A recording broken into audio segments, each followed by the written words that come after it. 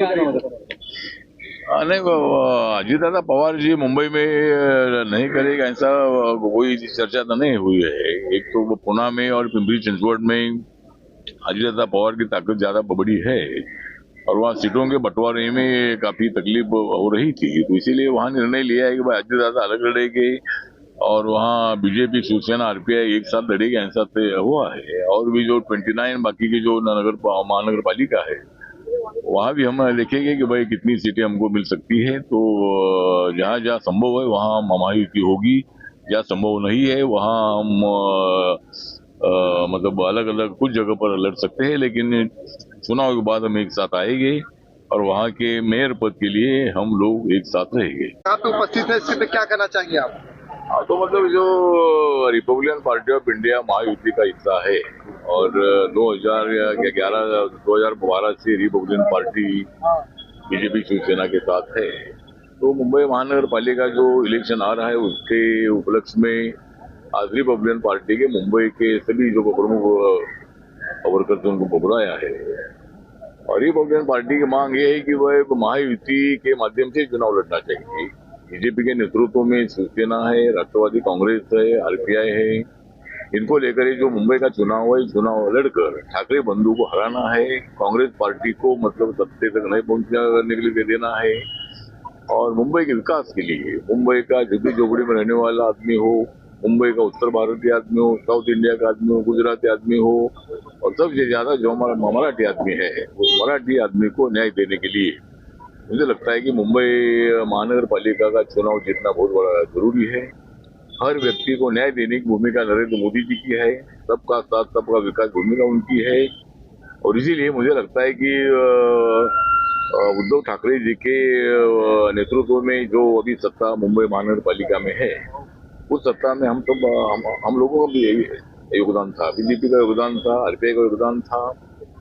लेकिन अभी उद्धव ठाकरे जी हमारे से अलग हो चुके हैं और राज ठाकरे को साथ में लेकर उद्धव ठाकरे जी ने बहुत बड़ी गलती की है। बाला साहब ठाकरे जी को मानने वाले लोग जो थे वो उत्तर भारतीय लोग थे, साउथ इंडियन लोग थे, गुजराती लोग थे, मुस्लिम कम्युनिटी के लोग थे, ये सब लोग उद्धव ठाकरे विरोध में जाएंगे और उन्होंने मतलब राज ठाकरे का दामन पकड़ा है। तो मुझे लगता है कि यहाँ कोई हमारे लिए उद्धव ठाकरे और राज ठाकरे बिल्कुल चैलेंज नहीं है।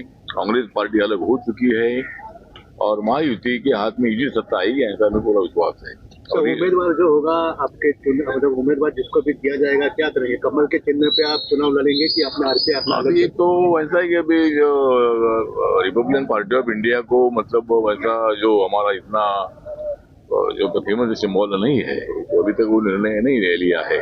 लेकिन इसके पहले भी एक बार हम कांग्रेस पार्टी के अलायंस में हम उनका सिंबल लेकर हम लड़े थे, 12 लोग हमारे चुनकर आए थे और आरपीआई करके वो चुनाव लड़े थे। ठीक बात है, रिकॉर्ड में हमारा नाम उधर आएगा नहीं, लेकिन अंडरस्टैंडिंग में यहाँ हमको महानगर पालिका में ऑफिस भी दिया था। पुणे में हमारे 5 कारपोरेटर है बीजेपी अलायंस में, पुणे के महानगर पालिका में आरपीआई का ऑफिस मिला, डिप्यूटी मेयर पद 5 साल तक आरपीआई का रहा पुणे में। तो मतलब इसीलिए थोड़ा एडजस्टमेंट के लिए हम देखते हैं, अगर बीजेपी का भी सिंबल अगर हम लेते हैं तो हमारा आदमी कोई बीजेपी में जाएगा नहीं, इसीलिए चुनकर आने के लिए थोड़ा सा वो संभव है, इसीलिए हम देखते हैं क्या करना है। और ये वोट काउंट नहीं होता है, विधानसभा लोकसभा का वोट काउंट होता है, इसीलिए अगर हम बीजेपी का सिंबल भी लेते हैं तो आरपीआई करके वो सीट हमको मिलनी चाहिए।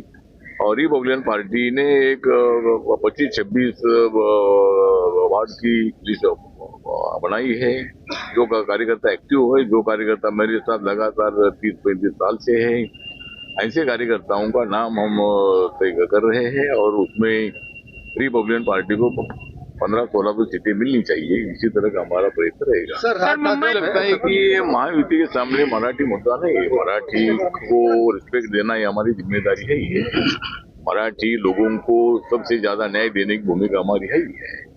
लेकिन मुंबई ये एक कॉस्मोपॉलिटन सिटी है, मुंबई ये आर्थिक राजधानी है और मुंबई बड़े दिल की मुंबई है। ये मुंबई ने मतलब सभी धर्म के, सभी जाति के, सभी भाषा के, सभी प्रांत के लोगों को अपनाया है और इसलिए मुझे लगता है कि यहाँ मराठी के मुद्दे पर यहाँ उद्धव ठाकरे राज ठाकरे जरूर एक साथ आए हैं, लेकिन उद्धव ठाकरे को बड़ा नुकसान होने वाला है। उद्धव ठाकरे जी ने महाविकास आघाड़ी में मतलब तोड़फाड़ की है और अभी महाविकास आघाड़ी तितर बितर हो चुकी है, तो इसीलिए हमारे लिए कोई बिल्कुल चैलेंज नहीं है। ना उद्धव ठाकरे राज ठाकरे चैलेंज है, ना कांग्रेस पार्टी चैलेंज है, ना शरद पवार राष्ट्रवादी कांग्रेस चैलेंज है। हम लोग मतलब ये बहुत बड़ी ताकत से लड़ेंगे और इस वक्त जो मेयर है ये मेयर महायुति का ही होगा, ऐसा हमें पूरा विश्वास है। सर मुंबई मान हम तो उबा टाका सुपड़ा साफ करने के लिए हम इधर मैदान में खड़े हैं। मतलब हम तो उनका सुपड़ा साफ नहीं कर रहे हैं, तो उद्धव ठाकरे जी का सुपड़ा साफ करेंगे राज ठाकरे करेंगे, तो मतलब ये दोनों एक साथ आने से दोनों का भी भारी नुकसान है। और राज ठाकरे को मानने वाले लोग भी नहीं चाहते हैं कि उद्धव ठाकरे के साथ अलायंस होना चाहिए था, लेकिन अभी ये दोनों एक साथ आए हैं। लेकिन मराठी के मुद्दे पर जरूर एक साथ आए हैं, लेकिन मराठी भाषिक लोग जो है हमारे साथ भी रहेंगे। 100% लोग उनके साथ नहीं रहेंगे।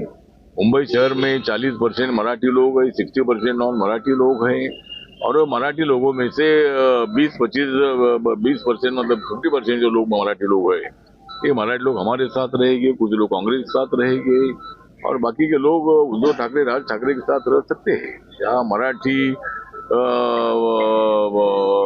भाषिक लोग ज्यादा है वहाँ को कुछ जगह पर उनको फायदा हो सकता है, लेकिन मतलब यहाँ उनको सीटें जिताना बहुत बड़ा मुश्किल है। इसीलिए हमने मुंबई की महानगर पालिका एक साथ और अलायंस में महायुति करके लड़ने का हमने तय किया है। माननीय देवेंद्र फडणवीस जी, एकनाथ शिंदे जी, अजितदादा पवार है, मैं हूँ, हम सब लोग लड़ाकू लोग हैं। हम सब लोग मैदान में लड़ने वाले लोग हैं, घर में बैठने वाले लोग नहीं है। इसलिए मुझे लगता है कि जो 15 जनवरी को जो वोटिंग हो रहा है इस चुनाव में हमें अच्छी सफलता मिलेगी।